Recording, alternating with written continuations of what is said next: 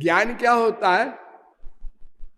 ज्ञान मैंने आपको एक दिन बताया था ना भागवत से कि वदन्ति तत्त्वविदस्तत्त्वं यज्ञान मद्वयम ब्रह्मेति परमात्मेति भगवानिति शब्दते। पहले स्कंद के दूसरे अध्याय का 11वां श्लोक। अद्वय ज्ञान तत्व सुप्रीम पावर के 3 स्वरूप हैं। एक का नाम ब्रह्म, एक का नाम परमात्मा, एक का नाम भगवान। भगवान 3 नहीं है, एक ही भगवान के 3 अभिन्न स्वरूप हैं। क्या मतलब? जिसमें बहुत कम शक्ति प्रकट हो उसको ब्रह्म कहते हैं। केवल 2 काम, 2 शक्ति उसमें प्रकट होती है, अपनी सत्ता की रक्षा और स्वरूपानंद, बस। और ब्रह्म कुछ नहीं करता। उसके उपासक को ज्ञानी कहते हैं। वो भगवान का ही स्वरूप है, लेकिन उसमें शक्तियां प्रकट नहीं होती। और भगवान में सब शक्तियां प्रकट होती हैं। श्री कृष्ण में इतना सा अंतर है। ब्रह्म कृष्णयो रैक्यात्, 2 तत्व नहीं है। भूल करके भी ना सोचना ब्रह्म कुछ और है।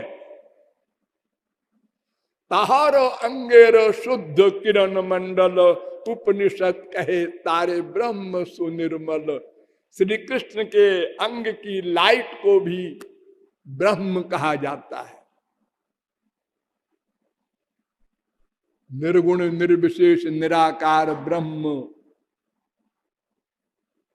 अर्थात भगवान के 2 रूप है। एक निर्गुण निर्विशेष निराकार ब्रह्म, एक सगुण सविशेष साकार ब्रह्म श्री कृष्ण। शंकराचार्य ने भी माना।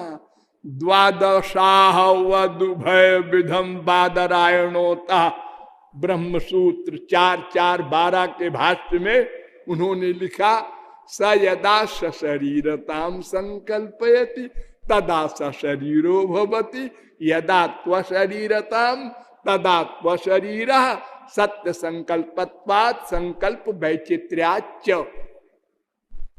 अर्थात श्री कृष्ण जब संकल्प करते हैं मैं निर्गुण निर्विशेष निराकार ब्रह्म बन जाऊं, वैसे बन जाते हैं। और जब चाहते हैं सगुण साकार बन जाऊं तो स्वेच्छोपात पृथक बपु, अपनी इच्छा से शरीर धारण कर लेते हैं। लेकिन उनका शरीर भी वही होते हैं। सच्चिदानंद ब्रह्म ही शरीर है, सच्चिदानंद ब्रह्म ही पर्सनैलिटी है।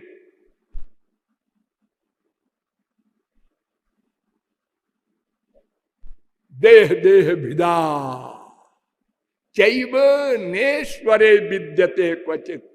देह देही का भेद भगवान श्री कृष्ण में नहीं है।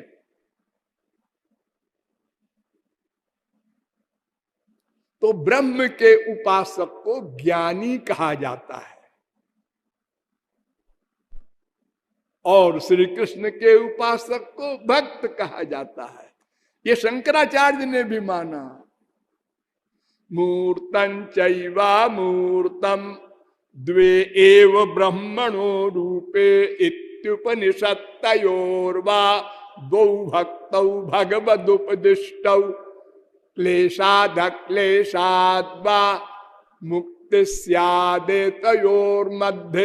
शंकराचार्य एक मूर्त माने साकार श्री कृष्ण भगवान और एक अमूर्त निराकार ब्रह्म, दोनों भगवान के स्वरूप हैं।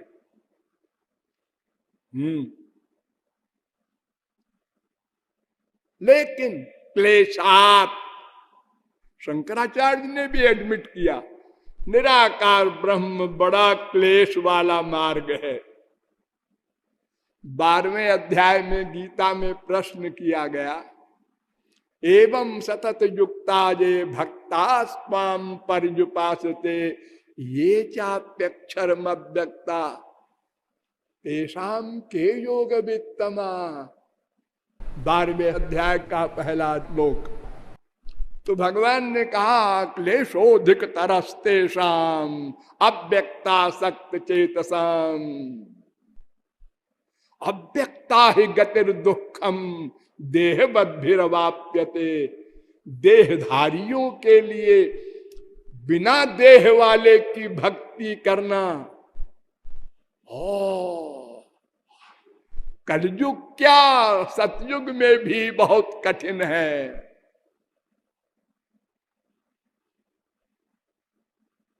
क्यों? नंबर 1 ध्यान दो, ज्ञान मार्ग का अधिकारी कौन है और भक्ति मार्ग का अधिकारी कौन है, इस प्रश्न को हल करो पहले। शंकराचार्य हमारे कलयुग में ज्ञानियों के आचार्य माने जाते हैं।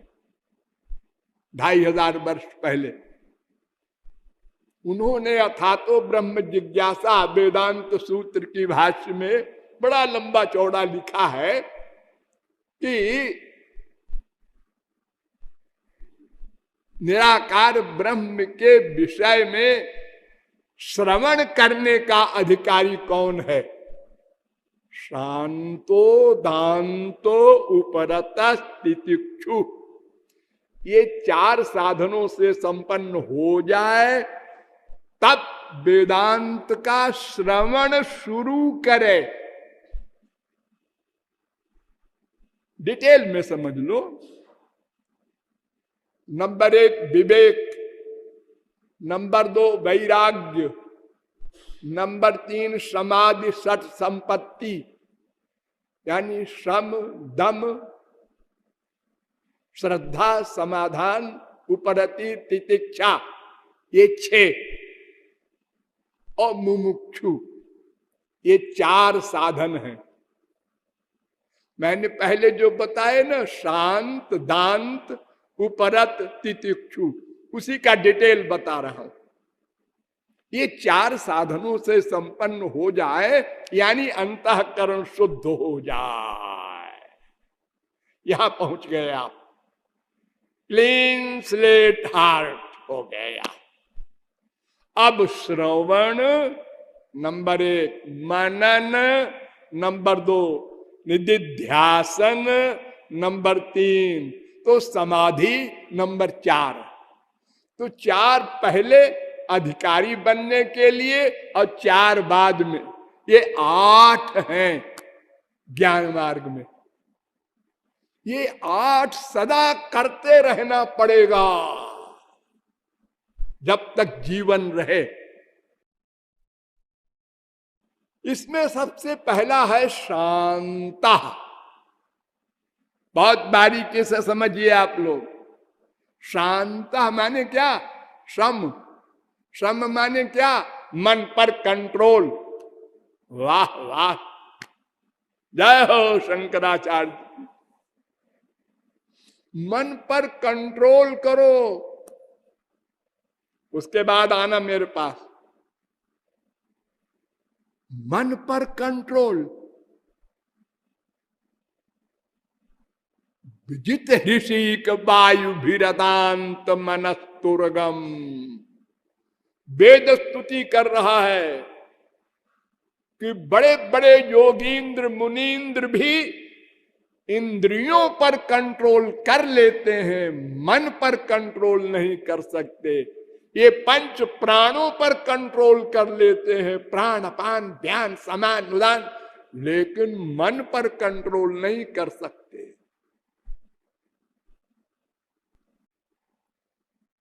उस मन के लिए शंकराचार्य कहते हैं बश कर करके आओ, ये पहली शर्त है, शांता।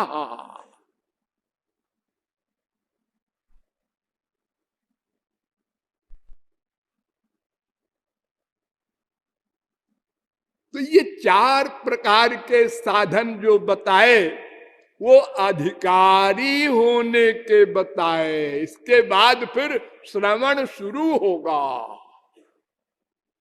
क्या श्रवण? तत्त्वमसि, बस इतना। तत्त्वमसि,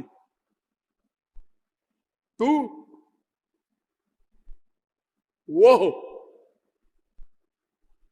वो माने ब्रह्म, तत् अत्वम माने तू, अस माने है, तू ब्रह्म है, ब्रह्म ही तू है, तू ब्रह्म है।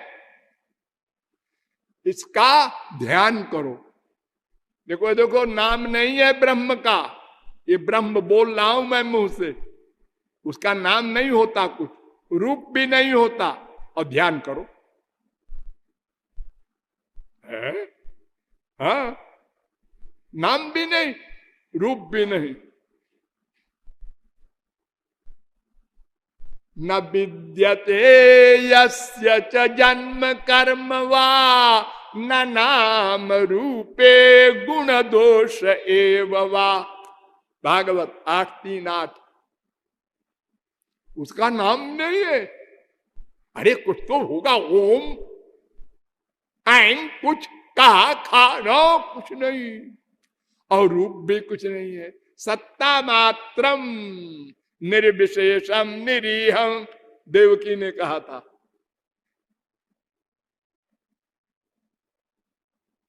और ध्यान करो। क्या ध्यान करें भाई? तो तत्व में से क्या ध्यान करते करते करते करते जब पास हो जाओगे तब ध्यान करना, अहम ब्रह्मास्मि, अहम ब्रह्मास्मि, अहम ब्रह्मास्मि। फिर समाधि हो जाएगी। लेकिन ये समाधि में ब्रह्मानंद नहीं मिलेगा, आत्मानंद मिलेगा। ये सब आगे की बातें हैं। अभी सबसे पहले हम इतना बता रहे हैं कि अधिकारी होना ही 7 अरब आदमी में 7 आदमी का होना भी मुश्किल है। अधिकारी बनना जो शांत, दांत, उपरत, तितिक्षु आदि 4 साधनों से संपन्न हो, और भक्ति के लिए सर्वेधिकारिणो यत्र, सब अधिकारी हैं। सब जो राम नहीं कह सकता, इतना बड़ा पापी वाल्मीकि। क्यों जी? जो काका गाघा बोल सकता है, ABCD बोल सकता है, वो मरा बोल सकता है, राम नहीं बोल सकता। ऐसा कैसे? आखिर रा और मां बोल तो रहा है उल्टा, सीधा क्यों नहीं बोल सकता? अरे पाप नहीं बोलने दे रहा है उसको। पापवंत कर सहज स्वभाव, जितना अधिक पाप होगा उतना वो भगवान उनके नाम से दूर भागेगा। तो इतना बड़ा वो पापी था कि राम नहीं कह सका, वो भी अधिकारी है, वो भी ब्रह्म के समान हो गया। और रामावतार के पहले ही रामायण लिख दी।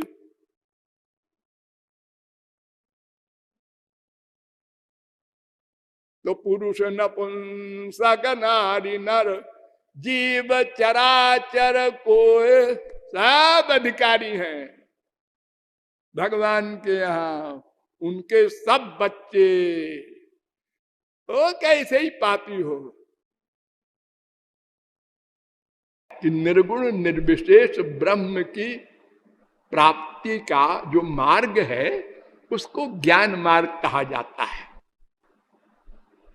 उस ज्ञान मार्ग के अधिकारित्व के बारे में वेदव्यास ने भी लिखा है।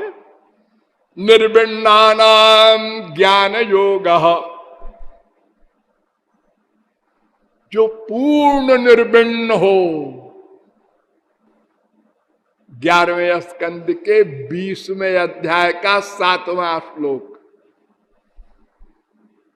वो ज्ञान का अधिकारी है। हमारे 6-7 अरब आदमी इस समय मृत्युलोक में है, इसमें 6-7 आदमी भी नहीं है अधिकारी, जैसा निर्विण्ण कहा जा रहा है। वेद में एक कथा है कि एक बार आचार्य वेद मंत्र पढ़ा रहे थे, उसमें जनक जी भी थे। तो जनक जी को आगे बिठाते थे गुरुजी। तो शिष्यों को बहुत ईर्ष्या होती थी कि ये राजा है इसलिए आगे बिठाते हैं इनको गुरुजी।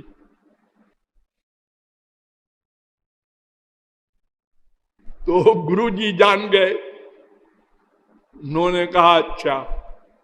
तो योग माया से, अलौकिक शक्ति से गुरुजी ने आश्रम में आग लगा दी। अरे वो छप्पर ऊपर के ऐसे ही पत्ते वत्ते के आश्रम बनते थे पहले जंगल में। अब भागे सारे विद्यार्थी जो वेद पढ़ रहे थे, ज्ञान का कांड। और था क्या उनके पास? एक लंगोटी, एक कमंडल।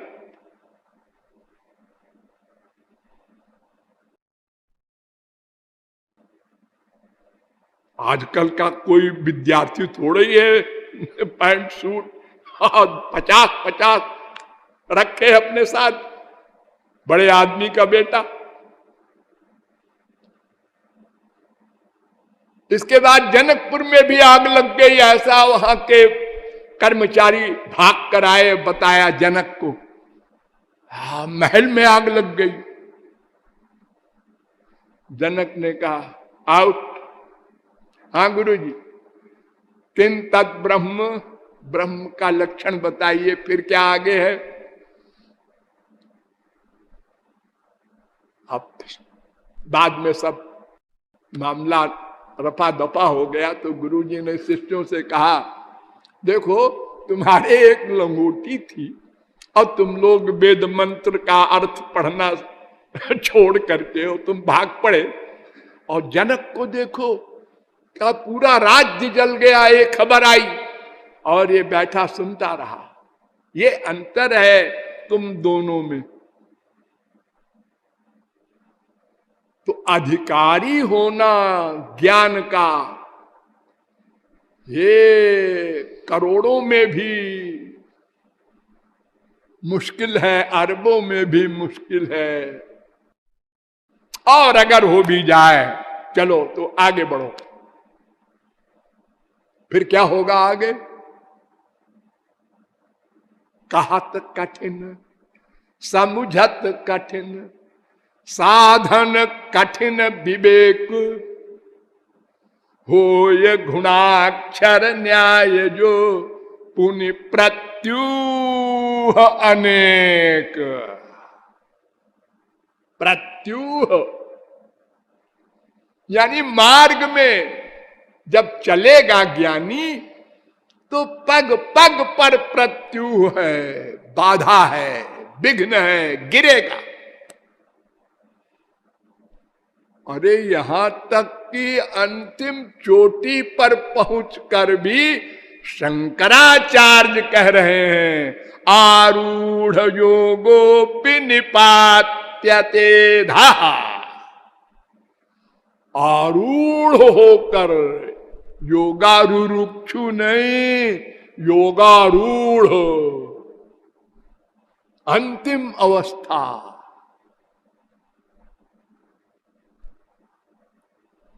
अज्ञान, भ्रांति, अपरोक्ष ज्ञान, परोक्ष ज्ञान आदि से होते हुए और 7वीं भूमिका तृप्ति, वहां पहुंचकर भी और फिर गिर जाएगा। शंकराचार्य कह रहे हैं, मनु भगवान कह रहे हैं, हमारे आदि पुरुष जिससे मनुष्य बने हैं, ज्ञानम क्षरति, ज्ञानी का पतन हो जाता है, बच नहीं सकता।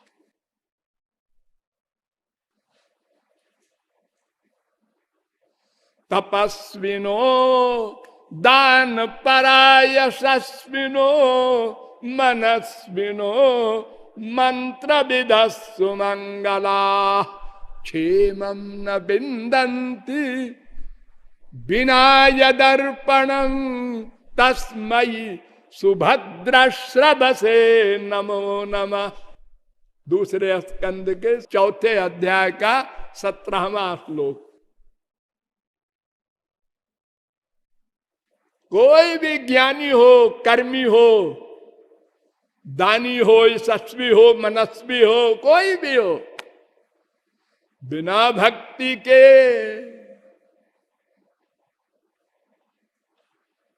माया से उत्तीर्ण नहीं हो सकता। अथात आनंद दुघम पदाम्बुजं हंसाश्रयेरन्नरबिंदलोचन सुखम नु विश्वेश्वर योग कर्म भिस्वन्मायामी विहता न मानिना। जो तत्वज्ञानी हैं वो ज्ञान और कर्म किसी के चक्कर में नहीं पड़ते। वो जानते हैं कि न माया निवृत्ति होगी न आनंद प्राप्ति होगी। वो भगवान की शरण में जाते हैं। ये उद्धव कह रहे हैं। उद्धव कौन थे आप लोग जानते हैं ना?